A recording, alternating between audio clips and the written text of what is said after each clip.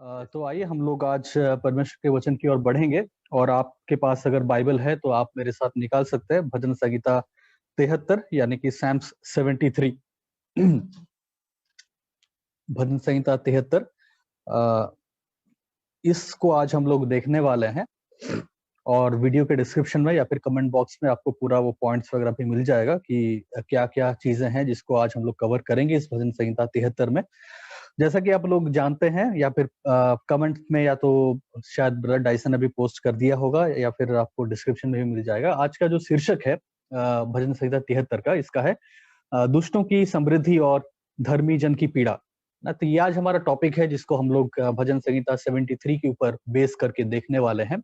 मैं आपको एक और बार रिपीट करना चाहूंगा इस हेडिंग को या फिर आज के संदेश के शीर्षक को, दुष्टों की समृद्धि और धर्मी जन की पीड़ा। ये एक ऐसा विषय है जो मुझे लगता है कि सब लोग इससे परेशान होते हैं। और कहीं ना कहीं हम में से हर एक के जीवन में, मन में ये सवाल कई बार उठता है अपने जीवन में अलग अलग परिस्थितियों में, विशेष रूप से जब हम बुराई को देखते हैं, जब हम बुराई को ज्यादा देखते हैं। और व्यक्तिगत रूप से जब हम देखते हैं कि हमारे व्यक्तिगत जीवन में जब अच्छा नहीं हो रहा होता है, और जो लोग धर्मी नहीं हैं या फिर जो लोग अविश्वासी हैं, जो लोग प्रभु को नहीं मानते, जो परमेश्वर के पीछे नहीं चलते, जो बुरे काम करते हैं, जो पाप करते हैं, उनका जीवन लेकिन बहुत अच्छा चल रहा होता है। ये सब चीजों को जब हम लोग अपने व्यवहारिक जीवन में, डे टू डे लाइफ में कई बार एक्सपीरियंस करते हैं या देखते हैं, तो ये सवाल हमारे मन में कई बार उठता है। और उसी चीज को या फिर सवाल को मैं आज थोड़ा सा भजन संहिता 73 के ऊपर से थोड़ा आपके बीच में शेयर करना चाहूंगा कि दुष्टों की समृद्धि और धर्मी जन की पीड़ा। जो धर्मी जन है, जो प्रभु के पीछे चलने वाले लोग हैं, उनके जीवन में दुख है, उनके जीवन में तकलीफ है, उनके जीवन में कष्ट है। लेकिन जो प्रभु के पीछे नहीं चलते, जो परमेश्वर के वचन का आज्ञा नहीं मानते या फिर बुरा काम करते हैं, उनके जीवन में हम देखते हैं कि वो समृद्ध हो रहे हैं, वो आगे बढ़ रहे हैं, उनके जीवन में धन आ रहा है, उनके जीवन में संपत्ति आ रहा है, वो लोग बीमार नहीं पड़ते हैं, वो लोग अच्छे से रहते हैं, उनके परिवार में सब कुछ कुशल मंगल होता है, उनके बच्चे अच्छे से पढ़ाई लिखाई कर लेते हैं, उनके बच्चे अच्छी नौकरी करने लगते हैं, और सब कुछ मानो उनके जीवन में बहुत अच्छे से हो रहा होता है। और एक तरफ हम अपने जीवन को कई बार देखते हैं या फिर किसी दूसरे विश्वासी के जीवन को देखते हैं, और ये पाया जाता है कि उनके जीवन में दुख है, उनके जीवन में बीमारी है, आर्थिक समस्याएं हैं, उनके बच्चे अच्छा नहीं कर रहे हैं, उनको नौकरी नहीं मिल रहा है। तो ये जो एक कॉन्ट्रास्ट हम देखते हैं, उसके ऊपर कई बार हम सोचते हैं, कई बार आपस में डिस्कस करते हैं, कई बार इन बातों को सोच के हम लोग डिस्करेज होते हैं, कई बार इन बातों को सोच के हम लोग नाराज हो जाते हैं, कई बार इन बातों को सोच के हमारे मन में निराशा आता है, हताश आता है, और बहुत सारे सवाल भी उठते हैं। भजन संहिता 73 यानी कि 73 बेसिकली इसी के ऊपर है। और यहाँ पे लिखा है, अगर आप इसको पढ़ेंगे हिंदी बाइबल में, तो यहाँ पे लिखा है कि आसाफ का भजन, यानी कि जो भजनकार है उसका नाम है आसाफ, और वो इस चीज को लिखता है या फिर इस टॉपिक के ऊपर वो बात करता है। और ये एक ऐसा भजन है जो हमें सच्चाई का सामना कराती है। ये हमें एक फेरी टेल लाइफ में नहीं लेके जाता है, जहाँ पे मतलब आँख आँख बंद करके सोच रहे हैं तो सब कुछ बढ़िया, ऐसा नहीं। ये जीवन की वास्तविकताओं के बारे में बात करता है, ये जीवन के जो प्रैक्टिकल रियलिटीज हैं उसके बारे में बात करता है, और इसी चीज को उठाता है, क्योंकि ये सच्चाई आप और मैं अपने जीवन में फेस करते हैं। कहीं न कहीं ये सवाल हमारे मनों में, हमारे जीवनों में कई बार आता है। कहीं न कहीं अगर हो सकता है हम किसी और से बातें ना करते हों, लेकिन कहीं न कहीं हो सकता है ये सवाल आपको अंदर ही अंदर परेशान करता है। ये सवाल आपको अंदर ही अंदर बहुत डिस्करेज करता है, आपको अंदर ही अंदर कुड़कुड़ाहट आपके जीवन में लेके आता है, क्योंकि आप क्या देखते हैं कि दुष्ट जो लोग हैं वो समृद्ध हो रहे हैं, सफल हो रहे हैं, लेकिन जो धर्मी हैं या फिर जो आप हैं, आप अपने जीवन में पीड़ा ही पीड़ा सह रहे हैं। और यहाँ पे ऐसा नहीं कि जो भजनकार है आसफ, वो अपने आप को इससे अलग कर रहा है या फिर वो किसी और के एक्सपीरियंस को बता रहा है, वो खुद अपने बारे में बता रहा है। क्योंकि जैसे आप पढ़ेंगे, दूसरे पद में लिखा है कि मेरे डग तो उखड़ना चाहते थे, मेरा डग फिसलने ही पर थे। वो खुद ही कहता है कि ये किसी और की बात नहीं है, ये मैं किसी और के जीवन के बारे में नहीं कह रहा हूँ, मैं खुद अपने जीवन के बारे में कह रहा हूँ। तो जो असाफ है यहाँ पे भजनकार है, वो खुद अपने जीवन के बारे में यहाँ पे इस बात को उठाता है। और इस भजन को हम लोग बेसिकली 2 भागों में पाएँगे। जो कैटेगरी किया गया है वो पहला है 1 पद से लेके 14 पद, जहाँ पे भजनकार यानी कि आसफ लिखता है इन सच्चाइयों के बारे में, जो धर्मी जन की जो पीड़ा है उसके बारे में लिखता है, और जो दुष्ट है उनकी सफलता के बारे में लिखता है, उनकी समृद्धि के बारे में लिखता है। और 15 से लेके 28 पद में वो ये बताता है कि कैसे उसने इसके ऊपर ओवरकम किया। ये जो सोच थी, ये जो सच्चाई थी, उसके जीवन में जो एक्सपीरियंस वो खुद कर रहा था, ये अनुभव जो उसका व्यक्तिगत अनुभव था कि धर्मी जन यानी कि वो खुद पीड़ा से होके जा रहा है और जो दुष्ट है वो सफलता प्राप्त कर रहे हैं, इसको देख रहा था। देख के मन में संदेह आ रहा था, गुस्सा आ रहा था, क्रोध आ रहा था, विलाप कर रहा था, ये हर एक चीजें हो रही थी और उसके बारे में वो 14 पद तक लिखता है। और दूसरा भाग है, जैसा मैंने कहा 15 से लेके 28, और 15 से लेके 28 में वो बताता है कि कैसे उसने इसके ऊपर जय पाया, कैसे वो समझ पाया कि सच्चाई क्या है, कैसे वो जान पाया और समझ पाया कि जो दिख रहा है और जो वास्तविक चीज उसके साथ हो रहा है, उसके ऊपर कैसे उसे जय पाना है। तो इन दोनों भागों में उसने हम इस सैम्स को देख सकते हैं, फिर इस भजन को देख सकते हैं। और अगर अब मैं एक निचोड़ देना चाहूँ, एक कंक्लूजन देना चाहूँ, तो बेसिकली अगर आप देखें, आप यही चीज पाएंगे यहाँ पे कि जो भजनकार है वो यही बताना चाह रहा है या लिखना चाह रहा है कि जो दुष्ट लोगों की जो सफलता है वो क्षण भर की है या फिर कुछ समय की है, और आखिर में उनका न्याय होता है। लेकिन जो धर्मी जन है, उनके जीवन में जो आशीष है वो अनंत काल की आशीष है, और भले ही वो इस संसार में रहते हुए अपने दुख और तकलीफ को सहता है, लेकिन वो क्षण भर का होता है और आखिरकार उन्हें अनंत काल की आशीष मिलती है। ये बेसिकली सर कंक्लूजन है। लेकिन मैं कंक्लूजन पे समाप्त नहीं करने वाला हूँ। मैं आपको बताना चाहता हूँ कुछ बातें जो कि हमारे पॉइंट 1 में है और कुछ बातें जो कि हमारे पॉइंट 2 में है। तो सबसे पहले हम लोग क्या करेंगे? सबसे पहले हम लोग पॉइंट नंबर 1 में जाएंगे और यहाँ पे हम लोग देखेंगे कि जो दुष्ट लोग हैं, बेसिकली 1 से लेके 14 पद के ऊपर मैंने बेस किया है। सैम 73 या भजन संहिता 73, उसका 1 से लेके 14 पद, उसके ऊपर मेरा पॉइंट 1 है। और इस पॉइंट 1 में हम लोग 3 सब पॉइंट्स को भी देखने वाले हैं। तो हमारा जो मुख्य पॉइंट है यानी कि पॉइंट 1 है, वो ये है कि दुष्ट की समृद्धि और धर्मी जन की पीड़ा देखकर लगता है कि परमेश्वर पक्षपात करता है।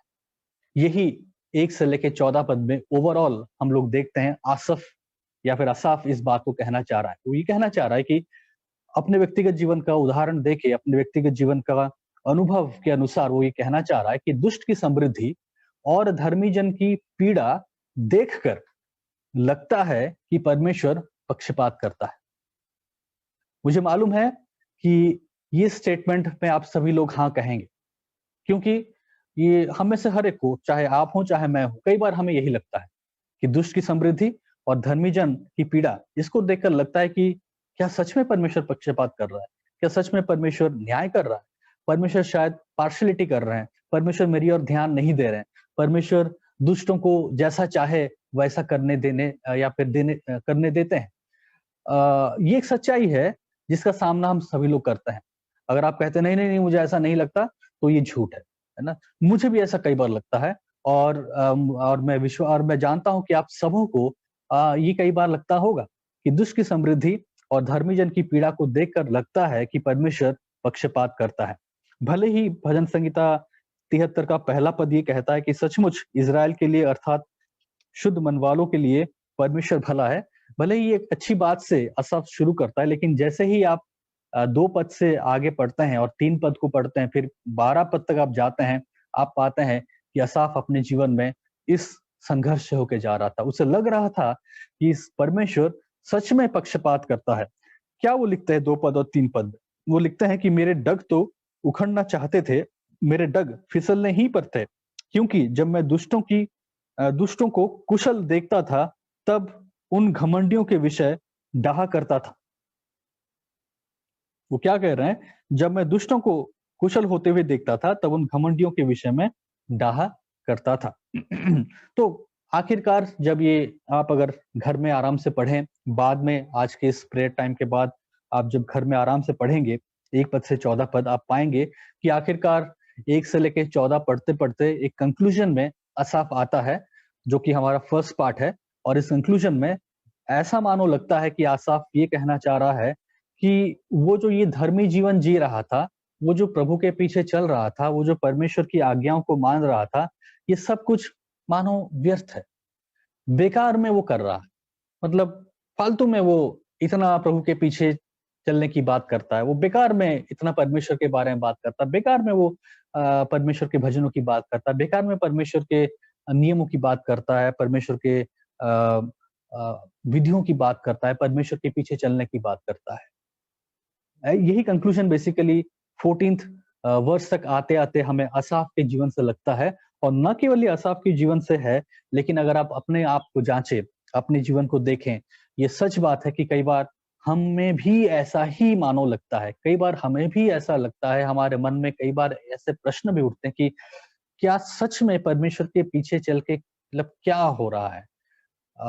लगता है कि मानो व्यर्थ है परमेश्वर के वचनों के अनुसार चलना, व्यर्थ है प्रचार करना, व्यर्थ है सेवकाई करना, व्यर्थ है प्रार्थना करना, व्यर्थ है आराधना करना, व्यर्थ है बाइबल को पढ़ना, क्योंकि जीवन में कुछ हो ही नहीं रहा। जीवन बद से बदतर होता जा रहा है। जीवन में परेशानियां ही परेशानियां बढ़ती जा रही हैं। जीवन में संघर्ष ही संघर्ष दिखाई पड़ रहे हैं। जीवन में बुरी से बुरी बातें होने लग रही हैं। व्यर्थ है ये सब, व्यर्थ है और व्यर्थ है। क्यों? क्योंकि एक तो मेरे जीवन में बुरा हो रहा है, एक तो मेरे जीवन में परेशानी और बीमारी और आर्थिक समस्याएँ और बुराइयाँ बढ़ती जा रही हैं। मेरे जीवन में हर एक बुरी चीज़ें, हर एक परीक्षाएँ बढ़ती जा रही हैं, लेकिन मेरे सामने जो व्यक्ति रह रहा है, मेरे आस-पड़ोस में जो व्यक्ति रह रहा है, मेरे जो दोस्त हैं, मेरे जो रिश्तेदार हैं, मेरे जो जानने वाले हैं, जो आपके पीछे नहीं चलते, जो प्रभु को नहीं मानते, उनके जीवन में तो सब कुछ बढ़िया हो रहा है। उनके जीवन में तो सफलता ही सफलता है। उनके पास तो बोलने के लिए बहुत बड़ी-बड़ी बातें हैं कि उनका बिज़नेस अच्छा चल रहा है, उनके घर में कोई बीमार नहीं पड़ रहा है। लॉकडाउन में हम बीमार पड़ गए, लेकिन वो तो प्रभु को नहीं मानते, लेकिन आराम से वो खा रहे हैं, पी रहे हैं, मार्केटिंग कर रहे हैं, उनके घर में सब सामान आ रहा है, पता नहीं कैसे क्या हो रहा है। और न केवल ये असाफ की सच्चाई है, लेकिन ये हमारी भी सच्चाई है, और 14 पद तक आते-आते स्पष्ट होती है। और ऐसा मानो लगता है कि जब हम दुष्ट की समृद्धि को देखते हैं और धर्मी जन की पीड़ा को देखते हैं, अपनी पीड़ा को देखते हैं, तो लगता है कि परमेश्वर पक्षपात करता है। लेकिन इस कंक्लूजन के ऊपर जो कई बार आपके और मेरे मन में आता है, हमारे हृदय में आता है, जो आज अभी असाफ के जीवन में यहाँ पे हम भजन में देख रहे हैं, आ रहा था, इसके ऊपर मैं आपके सामने 3 ऑब्जर्वेशंस को रखना चाह रहा हूँ कि ये क्या बातें हैं, या फिर क्यों ऐसा है कि हमें ऐसा लगता है, या फिर असाफ को ऐसा क्यों लग रहा था और हमारे साथ क्यों ऐसा होता है। 3 ऑब्जर्वेशंस या फिर 3 हमारे सब पॉइंट्स को मैं आपके सामने रखने वाला हूँ। पहला चीज़, इस विचार की जड़ कुछ और नहीं परंतु हमारी ईर्ष्या ही है। हम इस विचार को देख रहे हैं यहाँ पे, और ये विचार क्या है याद रखिएगा, हमारा फर्स्ट पॉइंट जो मेन पॉइंट है, यही वो विचार है जिसको हम लोग ऑब्जर्व करने वाले हैं 3 बातों में, है ना? या फिर 3 सब पॉइंट्स लेके इसको ऑब्जर्व करने वाले। तो विचार क्या है? विचार ये है कि दुष्ट की समृद्धि और धर्मी जन की पीड़ा को देखकर लगता है कि परमेश्वर पक्षपात करता है। ठीक है? ये वो विचार है, ये वो थॉट है। और इसके ऊपर हम 3 ऑब्जर्वेशंस करने वाले हैं। तो हमारा जो पहला ऑब्जर्वेशन है, जो मैं आपके सामने रखना चाह रहा हूँ, वो ये है कि ये जो विचार है, इसकी जड़ कुछ और नहीं परंतु हमारी ईर्ष्या ही है। तीसरा पद आइए हम लोग पढ़ें, इसमें क्या लिखा है। तीसरे पद में लिखा है, आसफ लिख रहा है, क्योंकि जब मैं दुष्टों का कुशल देखता था, जब मैं दुष्टों का कुशल देखता था, मेरे आसपास जो मेरे दोस्त हैं, साथी हैं, उनकी जो कुशलता, वो दुष्ट है, और उनकी कुशलता को जब मैं देखता था, और जब आप और मैं देखते हैं, तब उन घमंडियों के विषय डाहा करता था। आसाफ क्या कर रहा था? वो अपने जीवन को देख रहा था और अपने जीवन में कुछ कमियों को देख रहा था। अपने जीवन में वो कुछ परेशानियों को देख रहा था। अपने जीवन में कुछ घटियों को देख रहा था। अपने जीवन की कुछ समस्याओं को देख रहा था।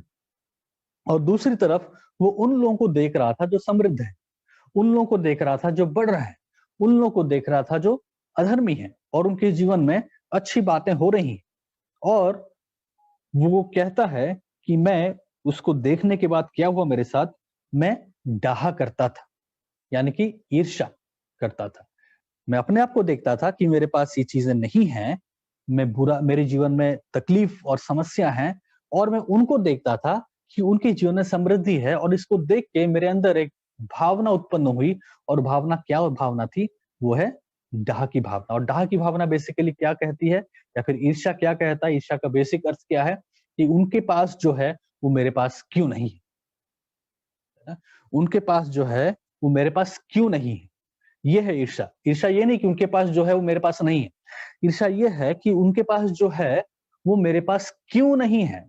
ये सवाल, ये सोच, ये विचार, ये डाह को उत्पन्न करता है, जहां पे हमें लगता है या फिर हम मान लेते हैं या फिर मान के चलते हैं, हम ये अज्यूम कर लेते हैं कि ये मेरा अधिकार है, ये मेरे पास होना चाहिए। इसे हम अधिकार के रूप में लेते हैं और हम हमें लगता है कि नहीं, ये तो मेरे पास होना ही चाहिए, क्यों नहीं है? और जब हम दूसरे के पास उस चीज़ को देखते हैं, तो वो ईर्ष्या में तब्दील होता है और हम ये कंपैरिज़न करते हैं, उनको देखते हैं, अपने आप को देखते हैं और ये दावा और ये हमें लगता है कि मेरे पास ये क्यों नहीं है? होना चाहिए, ये मेरा अधिकार है, क्यों मेरे पास नहीं है? और आसफ के साथ यही हो रहा और उसे लग रहा था कि समस्या का समाधान यही है। समस्या उसको लग रहा था कि समस्या का समाधान ये है कि अगर मेरे पास वो चीज़ें आ जाएँ, जो उनके पास नहीं है, तो फिर मेरे समस्याओं का समाधान हो जाएगा। पहला तीमुथी उसका 6 अध्याय 9 और 10 पद मैं आपके सामने पढ़ना चाहूँगा। पहला तीमुथी उसका 6 अध्याय 9 से 10 पद।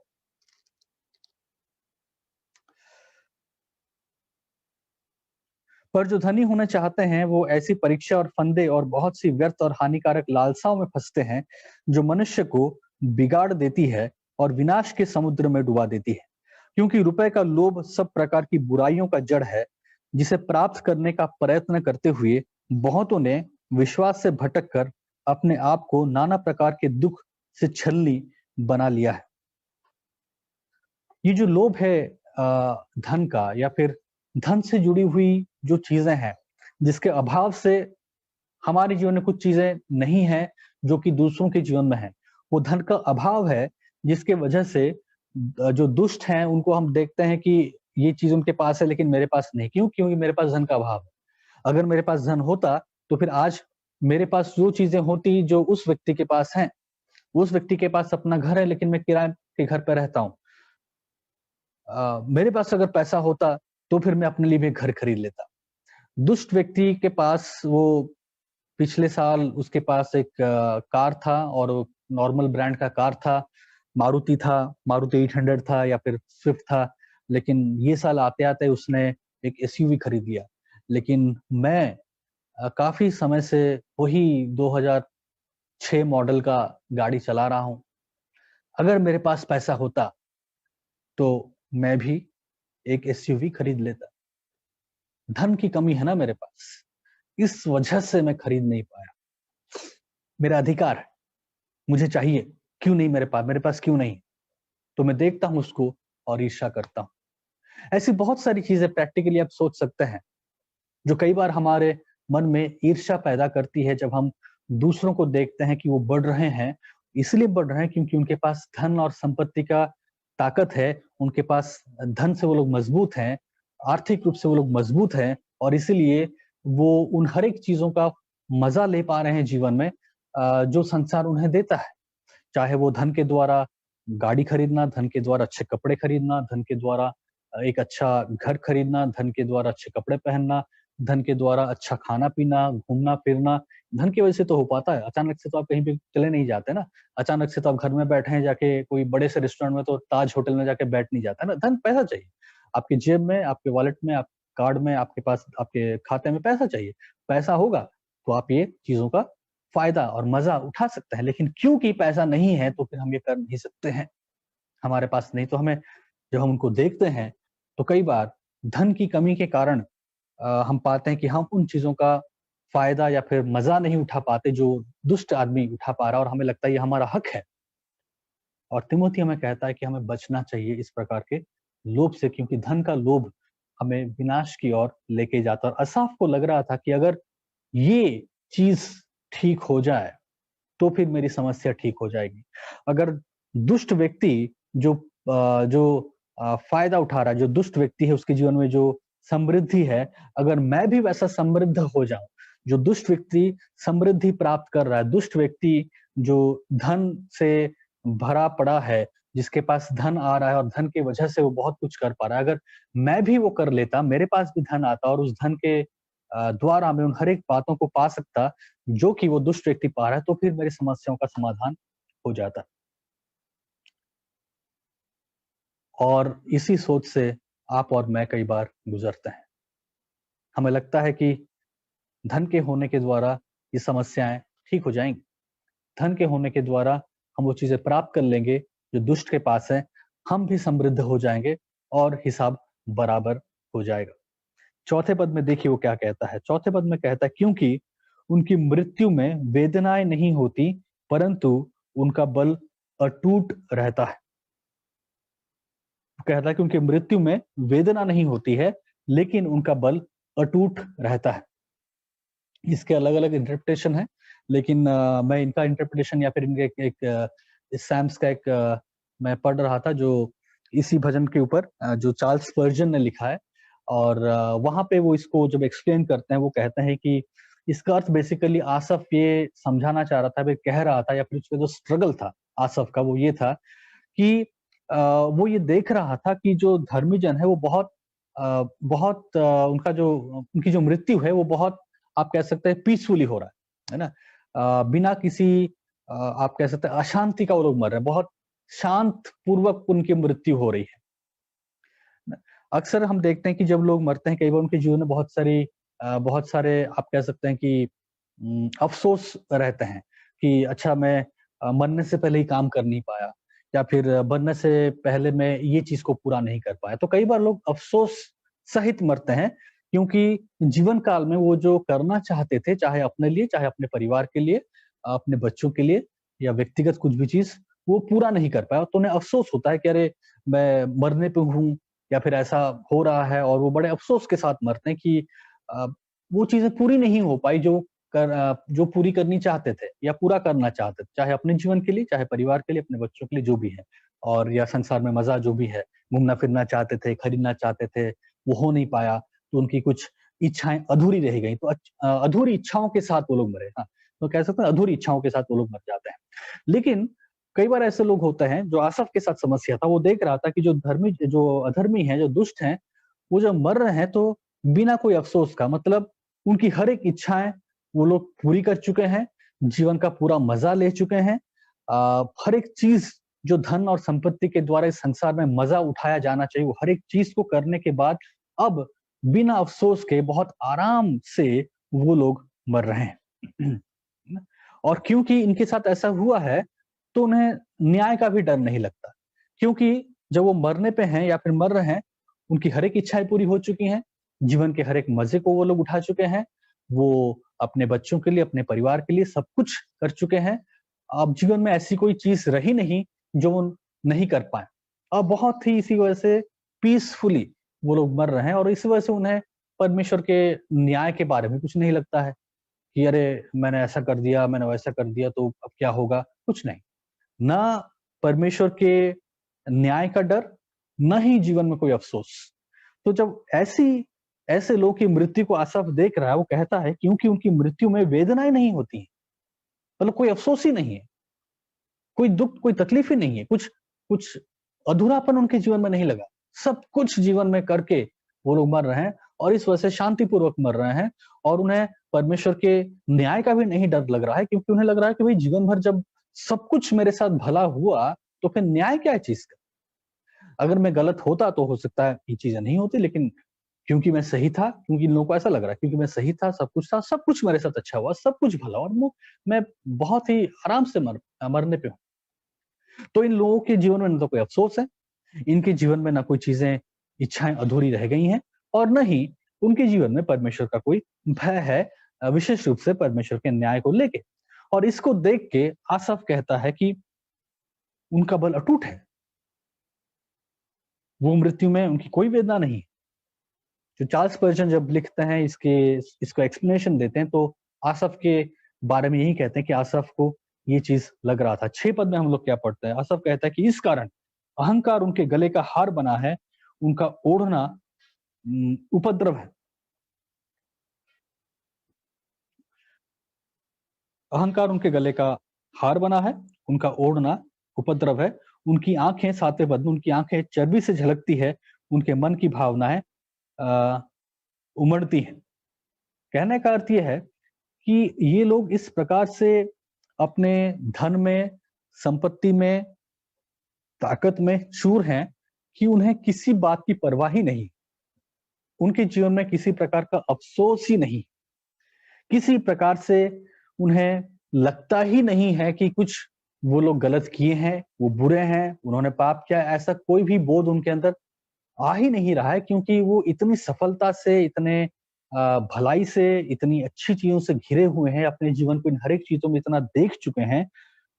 इस कारण अहंकार उनके गले का हार बन चुका है ना?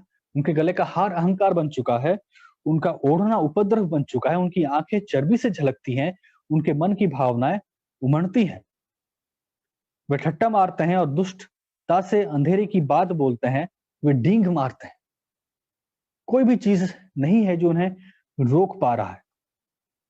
और आसफ की समस्या यही है कि क्या परमेश्वर को ये कुछ नहीं दिखता है? मुझे दिख रहा है, हमें दिख रहा है कि ये लोग दुष्ट हैं, ये लोग पापी हैं, और फिर भी उनके जीवन में इतना सब कुछ अच्छा है। कोई वेदना नहीं है मृत्यु में, उनका बल अटूट है। मैं ये देख पा रहा हूं, हम ये देख पा रहे हैं, क्या परमेश्वर इन बातों को नहीं देख पा रहे हैं? तो ये पहला ऑब्जर्वेशन है। जब हम आसफ को देखते हैं, आसफ इस चीज से स्ट्रगल कर रहा है, इस सच्चाई के साथ आसफ जूझ रहा है। और आप चाहे माने ना माने, आप और मैं भी इस सच्चाई से कई बार जूझते हैं, मन ही मन जूझते हैं, मन ही मन को कुड़ाते रहते हैं। दूसरा ऑब्जर्वेशन ये है, ये विचार परमेश्वर की सार्वभौमिकता और भलाई को नकारता है। जब हम ये विचार लेके चलते हैं कि जो दुष्ट हैं उनकी समृद्धि, और धर्मी, जब दुष्ट की समृद्धि हो रही होती है और धर्मी जन की पीड़ा हो रही होती है, इसको देखकर लगता है कि परमेश्वर पक्षपात करता है। इसके साथ जो पहला ऑब्जर्वेशन था वो ये है, जो आसफ से जुड़ा हुआ है और हमारे साथ जुड़ा हुआ है, उससे पहला ये चीज है कि ऐसा हमें क्यों लगता है, क्योंकि इसके पीछे जो जड़ है ये हमारी ईर्ष्या है। दूसरा, हम इस ऑब्जर्वेशन को करते हैं कि जब हम ये कह रहे होते हैं, ये कंप्लेन कर रहे होते हैं कि नहीं दुष्ट तो ये हो रहा है और धर्मी जन पीड़ा कर रहा है, जब हम ये कर रहे होते हैं तो ये विचार क्या करती है, ये परमेश्वर की संप्रभुता या फिर सार्वभौमिकता यानी कि सॉवरेनिटी और भलाई को नकारना होता है। तो जब हम ईर्ष्या से भर रहे हैं, डाह से भर जा रहे हैं, जैसा कि तीसरे पद में लिखा है कि क्योंकि जब मैं दुष्टों का कुशल देखता हूं या फिर कुशलता देखता हूं, तो मैं उन घमंडियों के विषय में डाह करता हूं। और डाह क्यों करता हूं? क्योंकि मैं ये देखता हूं कि उनकी वेदनाएं नहीं है, उनका बल अटूट है, वो उनके विपत्ति नहीं है, अहंकार गले का हार है, उनका ओढ़ना उपद्रव है। तो मेरे अंदर ये बातें उठती हैं, मैं डाह से भर जाता हूँ और इन चीजों को मैं करता रहता हूँ, है ना, इस चीज को मैं देखता हूँ। तो जब ये मैं कर रहा होता हूँ, दूसरी ओर ऑब्वियसली जब मैं ये करता हूं, जाहिर सी बात है, दूसरी ओर क्या होता है कि ये परमेश्वर की सार्वभौमिकता या फिर परमेश्वर की संप्रभुता या सॉवरेनिटी को और भलाई को नकारना भी होता है। क्यों? क्योंकि ऐसी सोच एक सवाल उठाती है परमेश्वर के विरुद्ध। ऐसी सोच एक सवाल उठाती है कि क्या परमेश्वर के अधीन में, परमेश्वर के नियंत्रण में बातें नहीं है? ऐसी सोच सवाल उठाती है कि परमेश्वर का नियंत्रण लोगों के ऊपर, संसार के ऊपर और परिस्थितियों के ऊपर नहीं है। हम ये मुंह से तो नहीं कह रहे हैं, हम ये डायरेक्टली किसी से तो नहीं कह रहे हैं, लेकिन जो हमारे दिल में और मन में जो पहला जो हमारा सब पॉइंट था, जो डाह से भरना, जैसे ही वो डाह से हम भरते हैं और जैसे ही हम इन चीजों को देखते हैं दुष्टों के जीवन में, ऑटोमेटिकली दूसरी ओर ये चीज भी साथ साथ चलता है। ये चीज भी कहीं ना कहीं जुड़ जाती है इससे। जैसे ही हम डाह से भर के दुष्टों की समृद्धि को देख के कुकुड़ाने लगते हैं, वैसे ही ऑटोमेटिकली ये सवाल उठा देता है कि क्या परमेश्वर का नियंत्रण संसार के ऊपर नहीं है? क्या परमेश्वर का नियंत्रण लोगों के ऊपर नहीं है? क्या परमेश्वर का नियंत्रण भले और बुराई के ऊपर नहीं है? और यही सोच शुरुआत से शैतान मनुष्य के जीवन में डालना चाहता है। शुरुआत तो उसने हवा के जीवन में भी इसी सोच को डाला कि परमेश्वर तुम्हारे जीवन से भलाई को रोक के रखा, इसलिए उस फल को खाओ। उस खाओगे तो तुम्हारी आंखें खुल जाएगी और तुम चीजों को जान पाओगे, भले बुरे का ज्ञान तुम्हें मिल पाएगा। परमेश्वर ने तुम्हें मना किया है ना, नहीं दिया है। तो कहीं ना कहीं वो एक सोच जो आया उस सवाल के साथ वो ये था कि परमेश्वर ने कुछ चीजों को वंचित किया है तुम्हारे जीवन में। परमेश्वर कुछ चीजों को तुम्हारे जीवन में होने नहीं दे रहा है, रिस्ट्रिक्ट करके रखा है। कुछ चीजों को तुम्हें तुम्हारे जीवन में होने नहीं देता, वो क्यूरियोसिटी को लाता है अंदर। और उस क्यूरियोसिटी में हवा ने पाप किया, आदम ने पाप किया, और एग्जैक्टली वही पैटर्न हम अपने जीवन में भी देखते हैं। तो हम डाह से भरते हैं, डाह से भर के हम परमेश्वर की भलाई और संप्रभुता के ऊपर प्रश्न उठाते हैं। और ये प्रश्न इसलिए उठता है क्योंकि हमें लगता है कि परमेश्वर ने कुछ चीजों को हमारे जीवन में रोका है, क्यों नहीं होने दे रहा है, क्यों उसके जीवन में हो रहा है, मेरे जीवन में होने नहीं दे रहा है। तो परमेश्वर ने रोका हुआ है उस चीजों को, और क्योंकि परमेश्वर ने मेरे जीवन में इन बातों को रोक दिया है, मुझे बढ़ने नहीं दे रहा है, मेरे जीवन में आरोग्यता नहीं दे रहा है, मेरे जीवन में धन नहीं दे रहा है, मेरे जीवन में सफलता नहीं दे रहा है, मेरे जीवन में मान सम्मान नहीं दे रहा है, लेकिन दुष्ट मान सम्मान पा रहा है, प्रसिद्ध हो रहा है, वो आरोग्य है, बीमारी नहीं है, सफल है, और मुझे मेरे जीवन बातों को रोका जा रहा है, परमेश्वर ने रोका है। इसका मतलब यह है कि परमेश्वर ने अपनी भलाई को मेरे जीवन से रोक दिया है। और हम परमेश्वर की भलाई के ऊपर और परमेश्वर की संप्रभुता के ऊपर सवाल उठाने लग जाते हैं। और साथ साथ जब हम ये सवाल उठाते हैं, हम कुछ चीजों को भूल जाते हैं। पहला चीज हम भूलते हैं इब्रानी 12 अध्याय 5 से लेके 11 पद। कई बार इन सवालों में जब हम फंसते जाते हैं, कई बार जब हम सोच में हम लोग फंसते जाते हैं, तो हम भूलते हैं कि परमेश्वर हमारे जीवन में किस प्रकार कार्य कर रहा है। क्योंकि हमारा नजरिया कुछ और है और परमेश्वर का नजरिया कुछ और है। हमें लगता है कि परमेश्वर हमारे जीवन में कार्य कर रहा है।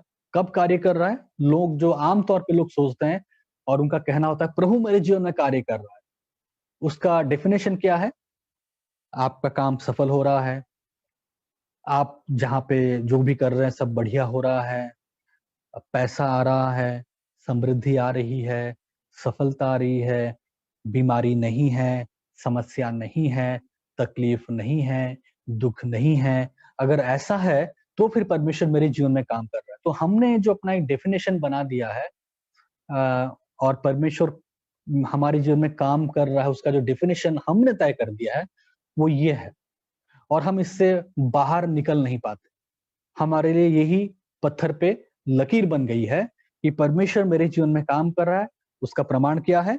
ये चीज, भलाई, अच्छाई, समृद्धि, और कोई दुख नहीं, कोई तकलीफ नहीं, सब बढ़िया। जहाँ पे आप जाते हैं सब बढ़िया हो रहा है, आपके साथ चमत्कार हो रहे हैं, चिन्ह हो रहे हैं, आप स्वप्न देखते हैं, दर्शन देखते हैं, परमेश्वर मेरे जीवन में काम कर रहा है। यही वन लाइन डेफिनेशन हमने बना लिया अपने जीवन का। अगर हो रहा है तो परमेश्वर काम कर रहा है, नहीं है तो परमेश्वर बुरा है। लेकिन हम देख नहीं पाते कि बाइबल हमें कैसे बताती है कि परमेश्वर हमारे जीवन में काम कैसे करता है। हाँ, परमेश्वर हमारे जीवन में ये चीजें कई बार लेके आता है, लेकिन बहुत जरूरी है कि हम समझे कि बाइबल हमें क्या बताती है कि परमेश्वर कैसे हमारे जीवन में काम कर रहा है। परमेश्वर हमारे जीवन में कैसे काम करता है। इब्रानी 12 अध्याय 5 से 11, यहाँ पे क्या लिखा है? इब्रानी 12 अध्याय 5 से 11 में लिखा है, हे मेरे पुत्र, प्रभु की ताड़ना को हल्की बात ना जान, और जब वो तुझे घुड़के तो साहस न छोड़, क्योंकि प्रभु जिसे प्रेम करता है उसकी ताड़ना भी करता है, और जिसे पुत्र बना लेता है उसको कोड़े भी लगाता है। तुम दुख को ताड़ना समझकर सह लो, परमेश्वर तुम्हें पुत्र जानकर तुम्हारे साथ बर्ताव करता है।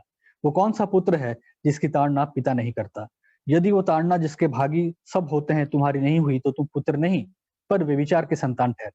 पर जबकि हमारे शारीरिक पिता भी हमारी ताड़ना किया करते थे, तब हमने उनका आदर किया। तो क्या आत्मा के पिता की और भी अधीन न रहें, जिससे हम जीवित रहें? वे तो अपनी अपनी समझ के अनुसार थोड़े दिनों के लिए ताड़ना करते थे। कौन? हमारे सांसारिक माता। पर वो तो यानी कि परमेश्वर तो हमारे लाभ के लिए करता है कि हम भी उसकी पवित्रता के भागी हो जाएं। ये भी एक तरीका है कि परमेश्वर हमारे जीवन में काम करता है। लेकिन इसको हम लोग क्या इंटरप्रेट करते हैं? जैसा आसाफ ने किया, हम इसको जब देखते हैं हमें लगता है कि परमेश्वर नियंत्रण में नहीं है, परमेश्वर भला नहीं है, परमेश्वर संप्रभु नहीं है। क्यों?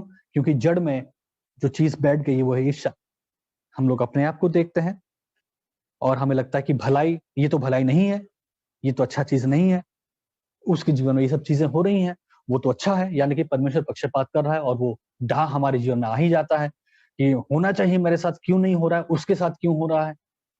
तो आप देख रहे हैं कैसे एक से एक चीज जुड़ा हुआ है।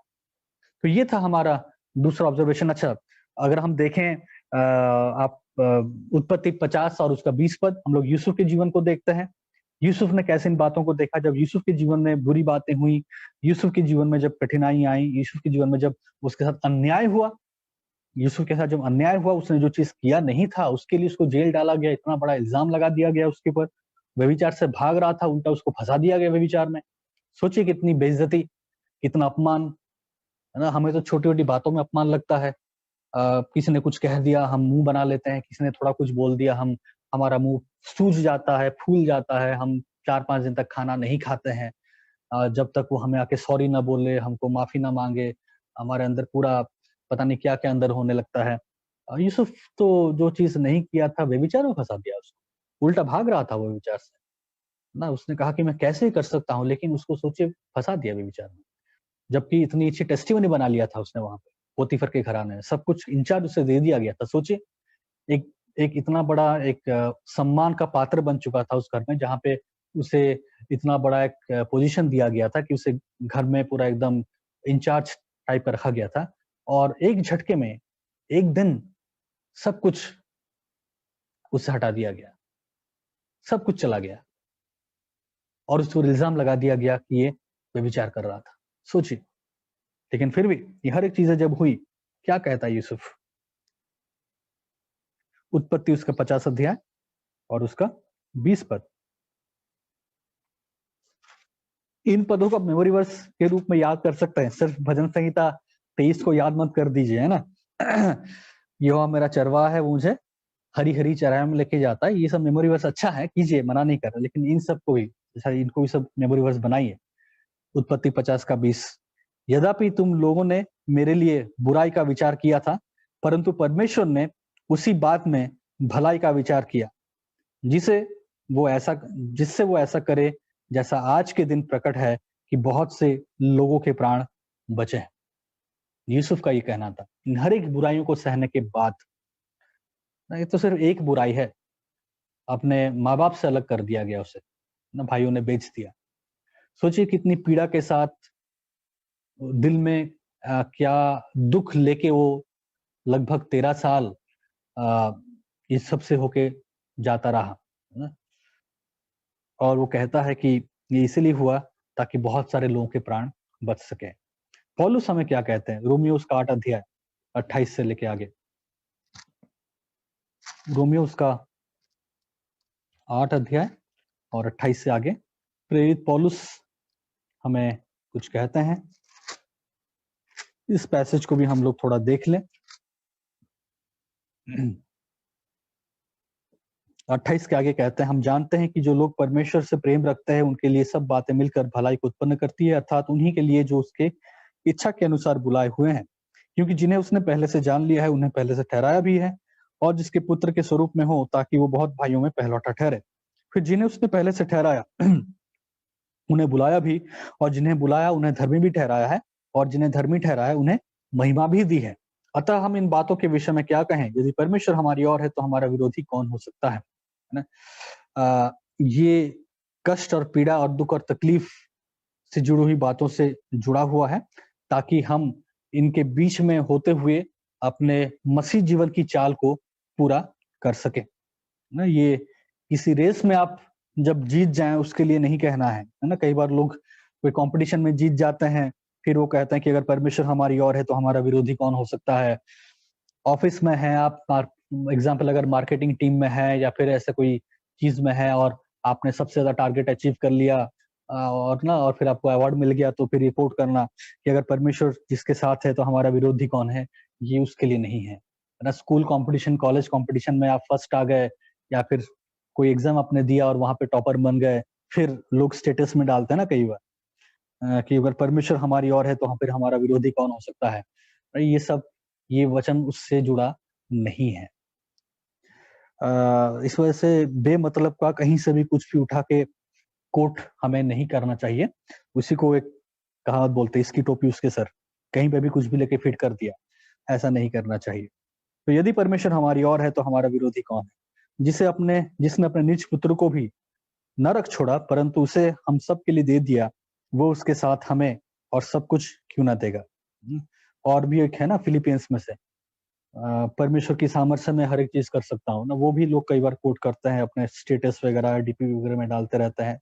पता नहीं क्या सोच के डालते हैं, मुझे मालूम नहीं। लेकिन अक्सर देखा ही गया है यही सब चीज, कि मिस कोट करके बस एक पॉजिटिव फीलिंग को महसूस कराने के लिए इन सब वचनों को लोग कोट करते रहते हैं। लेकिन वास्तव में क्यों ये लिखा गया है, हमें समझना बहुत जरूरी है। तो हम भूल जाते हैं कई बार कि परमेश्वर अपने नियंत्रण को किस प्रकार हमारे जीवन के ऊपर रखता है।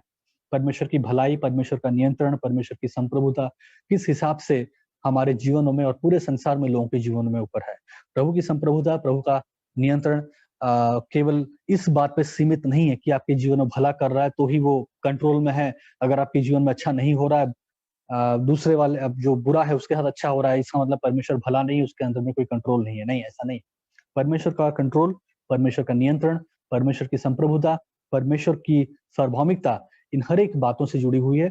जब आप दुख से होके जा रहे हैं, जब आप सुख से होके जा रहे हैं, जब आपके जीवन में ताड़ना है, जब आपके जीवन में ताड़ना नहीं है, जब आप बीमार हैं, जब आप बीमार नहीं है, हर एक परिस्थिति में भी परमेश्वर का नियंत्रण इस प्रकार से हमारे जीवन में कार्य करता है। परंतु इन सब बातों में हम उसके द्वारा 37 पद, रोमियो 8 का 37, परंतु इन सब बातों में हम उसके द्वारा जिसने हमें प्रेम किया है जयवंत से भी बढ़ के हैं। क्योंकि मैं निश्चित हूं कि न तो मृत्यु, न जीवन, न स्वर्गदूत, न प्रधानताएं, न वर्तमान, न भविष्य, न सामर्थ, न ऊंचाई, न गहराई और न कोई और सृष्टि हमें परमेश्वर के प्रेम से जो हमारे प्रभु मसीह यीशु में है अलग कर सकता है। ठीक है। तो परमेश्वर जो ये विचार है कि दुष्ट जब बढ़ रहा है और जो धर्मी है वो जब दुख सह रहा है, इसका मतलब परमेश्वर पक्षपात कर रहा है। ये जो विचार है, ये परमेश्वर की सार्वभौमिकता, परमेश्वर की संप्रभुता और परमेश्वर की भलाई के ऊपर सवाल उठाता है। इसलिए हमें बहुत सावधान होना है कि हम ऐसे विचारों को अपने हृदय में स्थान न दें। तीसरा और फाइनल ऑब्जर्वेशन फर्स्ट पॉइंट पे वो यही है कि ये विचार परमेश्वर निष्पक्षता पर सवाल उठाता है, क्योंकि हमारी सोच स्व केंद्रित और आत्म तरस से भरा हुआ है। तो जब हम ये विचार करते हैं तो ये परमेश्वर की निष्पक्षता पर भी सवाल उठाता है कि परमेश्वर भेदभाव नहीं करता। ये जो परमेश्वर का चरित्र है कि परमेश्वर निष्पक्ष है, परमेश्वर भेदभाव नहीं करता, परमेश्वर पार्शियलिटी नहीं करता, परमेश्वर किसी को बहुत खास जगह दे के रखा है, उसको खास नहीं दिया है। हम परमेश्वर के खास सेवक हैं, वो परमेश्वर के साधारण सेवक हैं। ये जो कैटेगरी है, क्योंकि हम लोग यूज्ड टू हैं इस प्रकार के टर्म्स के ना, मीटिंग्स में ये सब में ना ऐसे ही तो इंट्रोड्यूस किया जाता है, ये प्रभु के खास सेवक है। इसका अर्थ क्या है? मतलब कैसे, मतलब किस आधार पे आपने खास बना दिया किसी को, या फिर किस आधार पे आप सोचते भी हैं कि आप खास हैं? जो इंट्रोडक्शन दे रहा है वो भी गलत है, और जो ऐसे इंट्रोडक्शन पे खुश होता है वो भी गलत है। कोई खास नहीं है। अगर है तो सब लोगों से परमेश्वर कोई पक्षपात नहीं रखता है ना। परमेश्वर किसी को खास बना लिया है ना, दाहिने हाथ में बैठा कर अच्छा ये मेरा, इसको मैं दूंगा स्पेशल, है ना, रेवलेशन, इसको मैं नहीं दूंगा। परमेश्वर इस प्रकार का कार्य नहीं करता है। तो ना किसी को आप सोचिए कोई खास है, और ना खुद को आप सोचिए कि आप खास हैं, ना।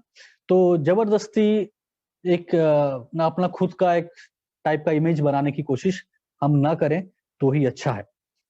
दूसरी चीज कि ये जो विचार है कि परमेश्वर निष्पक्षता या फिर पक्षपात कर रहा है, ये एक बहुत गलत विचार है। क्यों?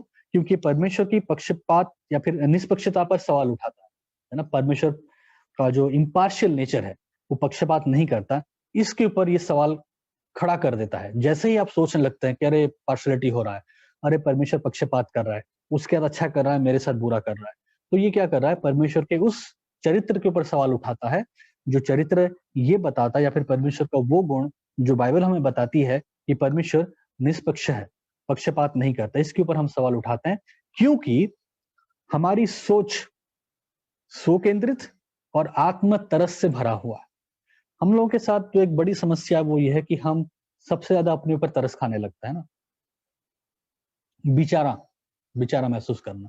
ये खासियत है लोगों की, ह्यूमन टेंडेंसी ना, वो बहुत जल्दी अपने आप को बेचारा समझने लगता है। और आसफ के साथ भी यही होता है। 22 पद में क्या लिखता है? 73 का 22 में वो अपनी अपना जो कंपैरिजन है वो क्या कर रहे हैं, वो कह रहे हैं कि मैं तो पशु सरीका था और समझता न था, मैं तेरे संग रहकर भी पशु बन गया था। आसफ कहता है कि मैं पशु के समान बन गया था। अर्थ इसका ये है कि वो सेल्फ सेंटर्ड और सेल्फ फोकस्ड हो गया। जब हम इसको समझते हैं कि भाई इसका अर्थ क्या है, जब अपने आप को कहता है मैं पशु के समान बन गया था, बेसिकली कहने का अर्थ ये है कि वो अपने आप को एक पशु के समान समझ रहा था। अर्थात ये कि उसकी जो पूरी सोच है, वो जो पूरा उसका मेंटेलिटी है, जो पूरा उसका विचार है, वो पूरा सेल्फ फोकस और अपने आप को बेचारा सेल्फ पिटी महसूस करना ऐसा हो गया था। और आज मसीह समाज में ऐसे बहुत सारे लोग, उनको अच्छा लगता है ना। ये एक साइकोलॉजिकल हो सकता है, शायद ये एक साइकोलॉजिकल इश्यू भी हो सकता है कि बहुत सारे लोग अपने आप को सेल्फ पिटी महसूस करते हैं ना, और कई बार उन्हें ये अच्छा भी लगने लगता है अपने आप को सेल्फ पिटी महसूस करना। वो सच्चाई का सामना नहीं करना चाहते हैं, वो सच्चाई को जानना नहीं चाहते, लेकिन वो इस बात पे एक आसरा ढूंढते हैं, या फिर इस बात में वो लोग कंफर्ट ढूंढते हैं जहां पे वो अपने आप को हर वक्त सेल्फ पिटी करे। और जो भी आके उनको सेल्फ पिटी की बातें करेगा, लाचारी की बातें करेगा, बिचारेपन की बातें करेगा, उनको वैसे लोग की बातें अच्छी लगती हैं और वैसे लोगों को ढूंढते भी हैं।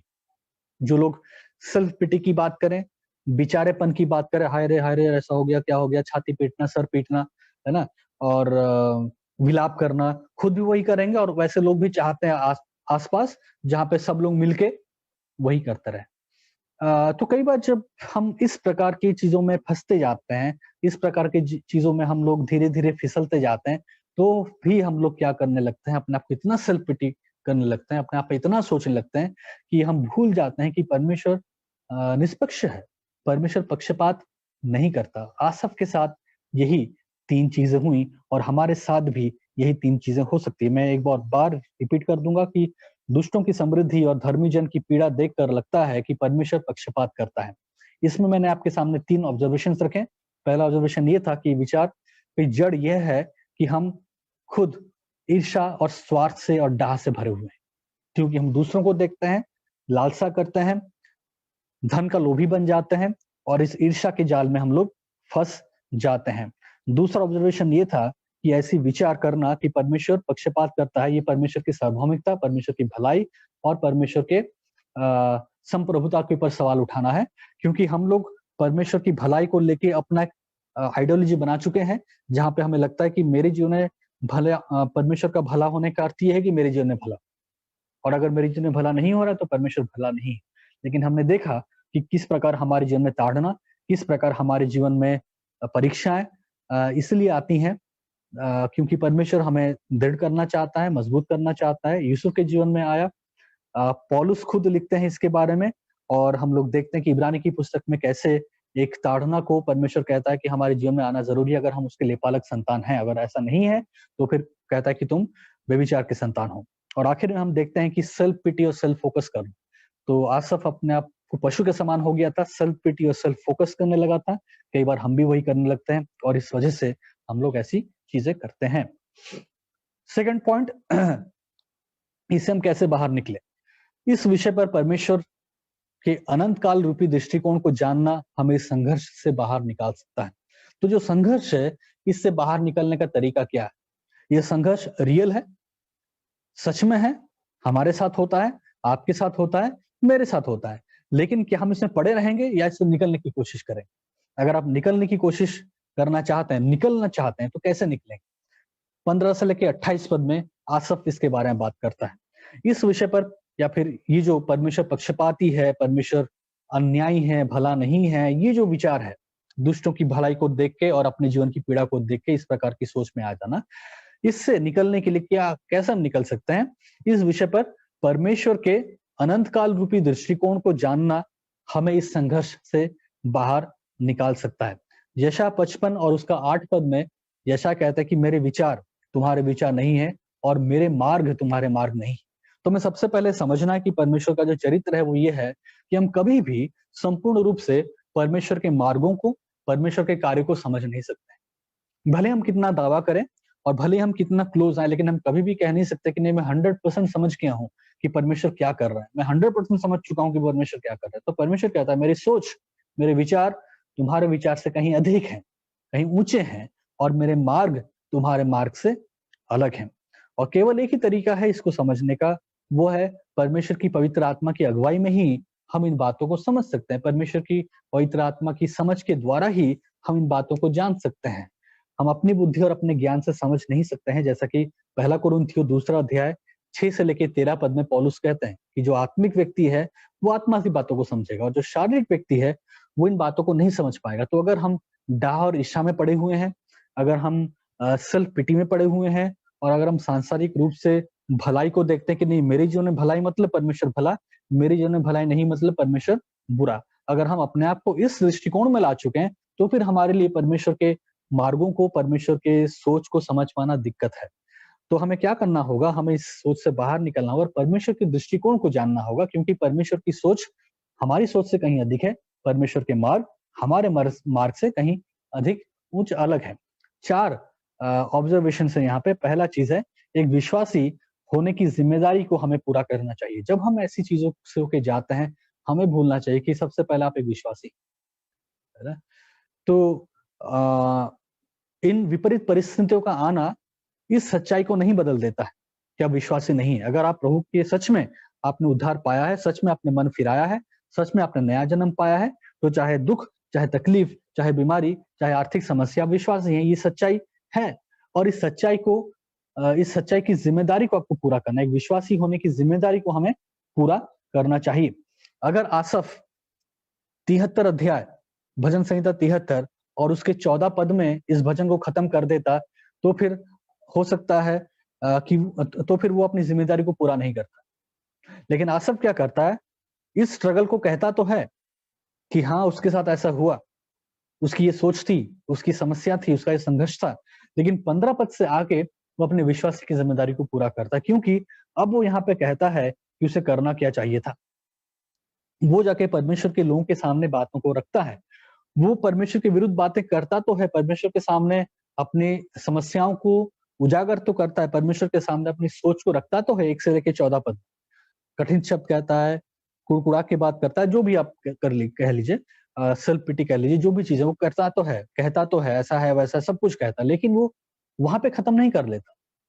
वो 14 पद में खत्म नहीं करा, हो गया अब मेरा, मैंने अपने दिल की भड़ास निकाल दी, वहां पे खत्म नहीं होता। अब वो 15 पद से आगे लिखता है, और जब 15 पद से आगे लिखता है, यहाँ पे वो एक विश्वासी होने की जिम्मेदारी को पूरा करता है। और ये बहुत जरूरी है कि आप और हम इसे करें। अगर हम परमेश्वर के विरुद्ध ऐसे ही कुड़कुड़ा के रह जाएं, तो फिर हम अपने विश्वासी की जिम्मेदारी को पूरा नहीं कर रहे हैं।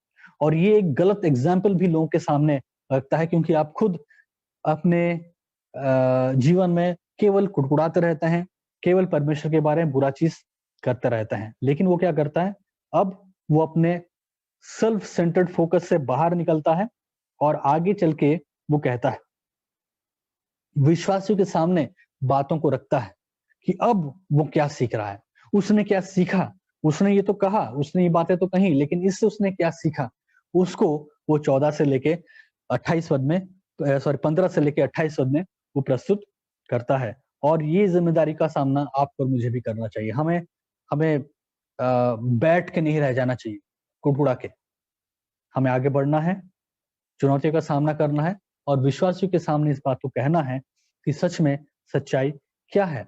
हमने इसको सहा, लेकिन अब हमने क्या सीखा।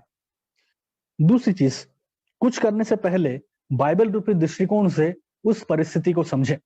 17 पद में वो अब कहता है ये चीज, जब तक मैंने ईश्वर को 16 पद, जब मैं सोचने लगा कि इसे मैं कैसे समझूं, तो यह मेरी दृष्टि में अति कठिन समस्या थी।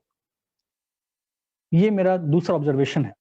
कुछ करने से पहले बाइबल रूपी दृष्टिकोण से उस परिस्थिति को समझें। तो आसफ कहता है कि जब मैं सोचने लगा, इंग्लिश में लिखा है पॉन्डर, यानी कि ये एकाएक समझ उसे नहीं आया, अचानक से चुटकी भर में कुछ नहीं हुआ, वो समय लेता है, उसके ऊपर मनन करता है, सोचता है। जब मैं सोचने लगा कि मैं इसमें कैसे समझूं, तो ये मेरी दृष्टि में अति कठिन समस्या थी। उसने किसी गलत चीज का सहारा नहीं लिया है, जो कि लोग अक्सर करते हैं। लोग अक्सर ड्रग्स का, शराब का, नशीली चीजों का, बुरी संगति का सहारा लेते हैं और कहते हैं कि ये मुझे मेरी बेचैनी को ठीक कर देता है ना? मेरे जीवन में समस्या ऐसा हो रहा है वैसा, क्या करें? तो कुछ गलत चीजों में चले जाते हो, गलत आदतों में चले जाते हैं, गलत संगति में चले जाते हैं और उन्हें लगता है कि शायद ये चीजें उसे बाहर निकालेंगी। लेकिन आसफ ऐसा नहीं करता। कुछ भी करने से पहले वो क्या करता है? बाइबल रूपी दृष्टिकोण को समझना चाहता है। जब उसके साथ ऐसा हुआ, सेल्फ पिटी में आ गया, इस तरह की सोच में, डहा में आ गया, उसने क्या किया? वो सोचने लगा।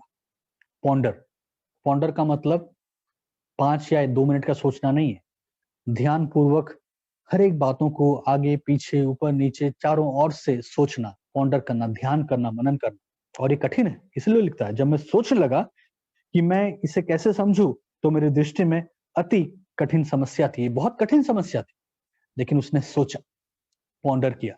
तो मेरा आपसे निवेदन यही होगा कि समय लें, सोचें, विषयों पे सोचें, जल्दबाजी मत करें। जब इन चीजों को होते हुए देखते हैं, आप एकदम विचलित ना हो जाए। आप एकदम से कुछ जो एक मन में आया पूरा एकदम कुछ कर लिया, ऐसा मत कीजिए। सोचिए, थोड़ा पॉन्डर कीजिए। तीसरा ऑब्जर्वेशन, परमेश्वर के साथ और अन्य विश्वासियों के साथ समय बिताएं। 17 पद, जब तक कि मैंने ईश्वर के पवित्र स्थान में जाकर उन लोगों के परिणाम को ना सोचा। तो क्या करता है? पहला भाग देखेंगे 17 का, जब तक कि मैंने ईश्वर के पवित्र स्थान में जाकर। वो सोचता है, मनन करता है, पॉन्डर करता है और उसके बाद कहाँ जाता है? वो सीधा जाता है परमेश्वर के पवित्र स्थान में। ये परमेश्वर का जो पवित्र स्थान है, ये परमेश्वर के भवन को, मंदिर को दर्शाता है। और यहाँ पे जाने का अर्थ ये है, एक तो इंडिकेशन ये देता है कि शायद आसफ परमेश्वर के भवन में जाना बंद कर दिया था, मंदिर में जाना बंद कर दिया था। लेकिन जब उसने पॉन्डर किया, सोचा, अब उसे लगा कि नहीं, मुझे जाना चाहिए, और वो जाता है। और जब यहाँ पे वो जाता है, परमेश्वर के, ईश्वर के पवित्र स्थान में जाने का अर्थ यहाँ पे एक फेलोशिप को भी दर्शाता है, क्योंकि वहां पे फेलोशिप के लिए, संगति के लिए या फिर परमेश्वर की आराधना के लिए लोग जमा होते थे। तो जब वो कहता है कि मैं परमेश्वर के पवित्र स्थान में गया, वो यहाँ पे अकेले जाने की बात नहीं कर, अकेले जाके कहीं पे बैठ गया कोने में ना, खंबे के पास बैठ गया, मंदिर का जो खंबे हैं वहां पे कहीं पे बैठ गया सोच रहा, वो नहीं। आसिफ का कहना है कि मैं जाके वापस मंदिर में लोगों के साथ परमेश्वर की आराधना में जुड़ा, यानी कि फेलोशिप की बात कर। और आपको और मुझे सोचना है कि क्या ये चीजें आपको कई बार परमेश्वर की संगति से और परमेश्वर की लोगों की संगति से अलग करे? अगर ऐसा है तो आपको वापस जाना चाहिए। आपको वापस परमेश्वर के भवन में, परमेश्वर के पास, और विशेष रूप से परमेश्वर, यहाँ पे जो मेन फोकस, जब ये कहा जा रहा है कि परमेश्वर का पवित्र स्थान, यहाँ पे एक्चुअली ये सामूहिक संगति को दर्शाता है। क्योंकि मंदिर के पवित्र स्थान में लोग सामूहिक रूप से इकट्ठा होते थे, बलि चढ़ाते थे, परमेश्वर की आराधना, स्तुति, प्रशंसा करते थे। तो एक कॉर्पोरेट वर्शिप की बात कही जा रही है, तो और एक फेलोशिप की बात कही जा रही है। तो बहुत जरूरी है कि जब ऐसा हो तो आप अपने आप को अकेला ना करें, तो आप अपने आप को आइसोलेट ना करें, लेकिन आप कोशिश ये करें कि ये प्रभु के लोगों के साथ मिले, परमेश्वर के लोगों के साथ संगति करें, जो आपको सही गाइडेंस दे पाए उनके साथ जाके बैठे, फोन पे बात करें, वीडियो खोल के मत देखिए यूट्यूब में यहाँ वहाँ, क्योंकि यही करते हैं लोग ना। मतलब 10 प्रकार के प्रीचर पड़े हैं यूट्यूब में, आपको लगता है कि सुन के आपको अच्छा लगेगा, लेकिन आप फंस जाएंगे वहां, क्योंकि सही तो कम, गलत चीज ज्यादा भरा पड़ा है। और अक्सर लोगों को ढूंढना भी नहीं मालूम है कि सही चीज कहाँ मिलेगी, सही वीडियोस कहाँ मिलेंगे, सही चीज कहाँ मिलेंगी, लोगों को ढूंढना भी नहीं आता है। जो चीज एक्साइट कर देता है, जो चीज सेंसेशन क्रिएट कर देता है, बस उसी के पीछे सब भाग रहे तो हम भी भागेंगे, ये चीज होता है। और इस वजह से यूट्यूब पे ये सब में अगर आप सच में ढूंढना आपको नहीं मालूम, सही शिक्षा क्या है आपको नहीं मालूम, तो कृपया मत जाएं।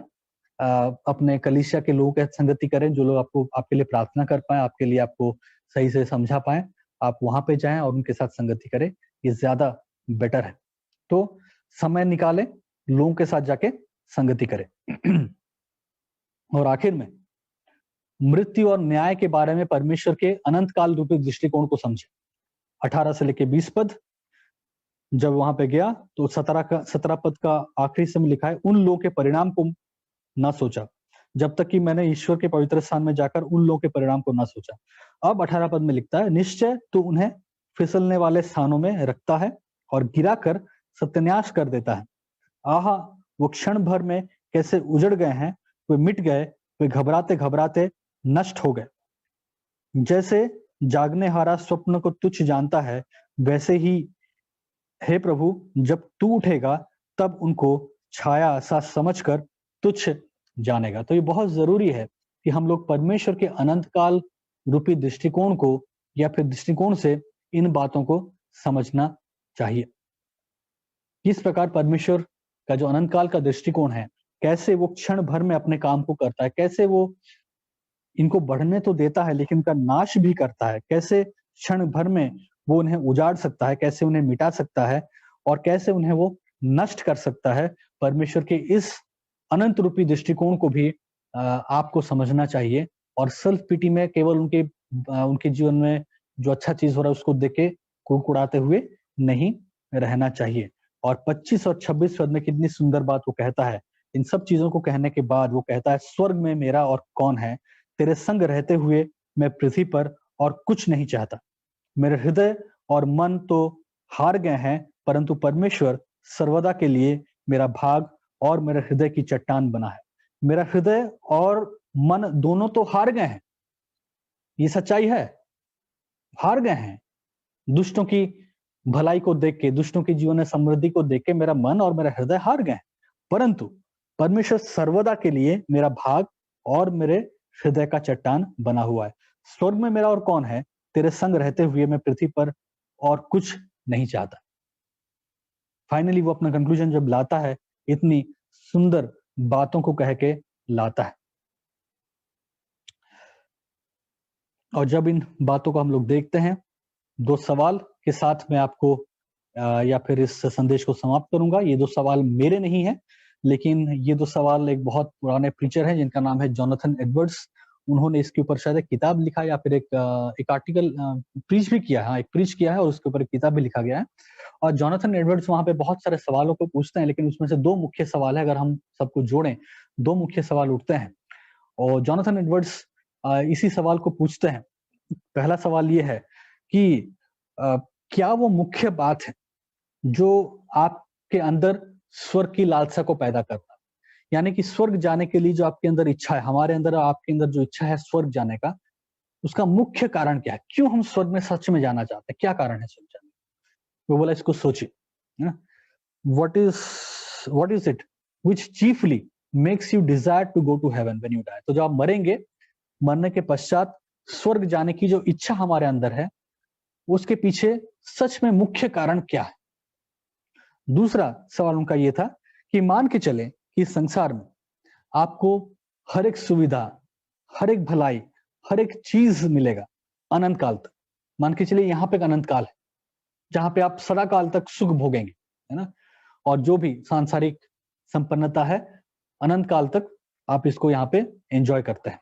दूसरा अनंत काल स्वर्ग में है, जहां पे हम परमेश्वर के पास उसके संतान बन के, और संतान बनने के जो आप कह सकते हैं संतान बनने की जो एक आशीष है उसके साथ हम वहां पे रहेंगे। परमेश्वर के संतान बनने की जो एक आशीष है, उस आशीष के साथ हम लोग स्वर्ग में सदा सर्वदा रहेंगे। दोनों में से आप कौन सा चूज करेंगे? तो एक अनंत काल इस संसार को दिखा रहा हूं, कह रहे हैं कि यहाँ पे एक अनंत काल मान के चले को दिया जाएगा जहां पे आप अनंत काल तक हर एक प्रकार की सुख समृद्धि जी सकते हैं। यहाँ पे जिएंगे आप सदा काल तक ना, अनंत काल यहाँ पे है। पैसे से, धन से, संपत्ति से, जो चाहे सब चीज यहाँ पे आपको मिलेगा, अनंत काल तक मिलता रहे। ये जीवन आपको चाहिए कि स्वर्ग में वो जीवन आपको चाहिए जहां पे आप परमेश्वर के संतान होने की आशीष के साथ अनंत काल में रहेंगे। वहां पे और कोई चीज का वायदा नहीं है, वहां पे परमेश्वर के संतान बन के अनंत काल तक जीने का वायदा दिया जा रहा है। दोनों में से आप क्या चूज करेंगे? तो जोनाथन एडवर्ड्स का कहना था कि आप इन दोनों सवालों पे सोचिए, और वो कह रहे थे कि च्यू ऑन दोस क्वेश्चंस, यानी कि जैसा जो गाय होता है ना, जब उसे खाना दिया जाता है वो क्या करता है, उसको चबाता है, अच्छे से च्यू करता रहता है। तो जोनाथन एडवर्ड्स का कहना था कि आप इन दोनों सवालों पे अच्छे से सोचिए, अच्छे से इसको सोचिए, दिन और रात सोचिए, दिन और रात इसमें मनन कीजिए और जवाब ढूंढने की कोशिश कीजिए। तो मेरे भाई और बहनों, मेरा कहना आपसे यही है कि अगर आप इस बात से स्ट्रगल कर रहे हैं कि क्या परमेश्वर भला है, क्या परमेश्वर संप्रभु है, क्या परमेश्वर सार्वभौमिक है, जब आप दुष्टों के भलाई को देखते हैं, उनके जीवन में समृद्धि को देखते हैं और अपने जीवन में इन बातों को देखते हैं, आप अपने आप को कहाँ रखना चाहते हैं? क्या आप इन्हीं सोच में कुड़कुड़ाते हुए, इसी बात के ऊपर सोचते हुए सेल्फ पिटी में अपने जीवन को बिताना चाहते हैं? क्या आप उस स्वार्थ में, उस प्रकार उस आप कह सकते हैं जो हमारा फर्स्ट पॉइंट था कि ये ईर्ष्या है ना, उस ईर्ष्या में अपने जीवन को बिताना चाहते हैं, या एक अनंत काल दृष्टिकोण को आप देखना चाहते हैं, या एक अनंत काल दृष्टिकोण से चीजों को देखना चाहते हैं, परमेश्वर की भलाई के दूसरे दृष्टिकोण को आप देखना चाहते हैं? ये सवाल आपके ऊपर है। ये चुनाव आपके ऊपर है कि आप कैसे अपने जीवन को जीना चाहते हैं। आसफ ने तो चुन लिया, आसफ ने अपने जीवन में उन बातों को दिखाया कि कैसे वो स्ट्रगल कर रहा था 1 से लेकर 14 पद, लेकिन 15 पद से वो जब आगे लिखता है, वो अपने लिए चुनाव करता है और कहता है कि मेरा हृदय, मेरा मन इन बातों से टूट तो गया है, लेकिन परमेश्वर मेरी चट्टान है और इस संसार में परमेश्वर के सिवाय मुझे और कुछ नहीं चाहिए। इस कंक्लूजन में आसाफ आता है और हमारे सामने अपने जीवन के स्ट्रगल्स को रखता है और उसके ऊपर उसका जय किस प्रकार आया उसको रखता है। अब आपके ऊपर और मेरे ऊपर यह है कि इस भजन को पढ़ के क्या हम आसफ के समान भी यही कहना चाहेंगे? क्या हम आसफ के समान ये कहना चाहेंगे, स्वर्ग में मेरा और कौन है, तेरे संग रहते हुए पृथ्वी पर और कुछ मैं नहीं चाहता। मेरा हृदय, मेरा मन दोनों तो हार गए, परंतु परमेश्वर सर्वदा के लिए मेरा भाग और मेरे हृदय की चट्टान बना है। क्या हम इसको ग्रहण करेंगे? क्या हम इस विचार को अपनाएंगे? क्या हम इस सच्चाई को अपनाएंगे आसफ की तरह? चुनाव आपके सामने मैंने रखा है परमेश्वर के वचन से। प्रभु आपकी और मेरी सहायता करे। आइए प्रार्थना करें। प्रभु जी, हम आज की इस दोपहर में प्रार्थना करना चाह रहे हैं कि आप हमें आसफ के समान यही प्रार्थना करना सिखाएं, यही बात कहना सिखाएं, यही सोच हमारे हृदय में डालना सिखाएं प्रभु, कि आपके सिवाय इस संसार में हमारा कोई नहीं, स्वर्ग में आपके सिवाय हमारा कोई नहीं, आप ही हमारे चट्टान है। हमारे हृदय, हमारे मन भले ही दुखी हैं, भले ही कमजोर हैं, भले ही हम चिंतित हैं, भले ही हम निराश हैं, लेकिन प्रभु जी हम आपको अपने जीवन के चट्टान के रूप में पकड़ के चलना चाहते हैं और मान के चलना चाहते हैं प्रभु जी, अंगीकार करना चाहते हैं कि इस संसार में, स्वर्ग में आपके सिवाय हमारा और कोई नहीं। प्रभु आप हमारी सहायता करें, हमारी अगुवाई करें। यीशु के नाम से प्रार्थना को मांगते हैं, आमीन।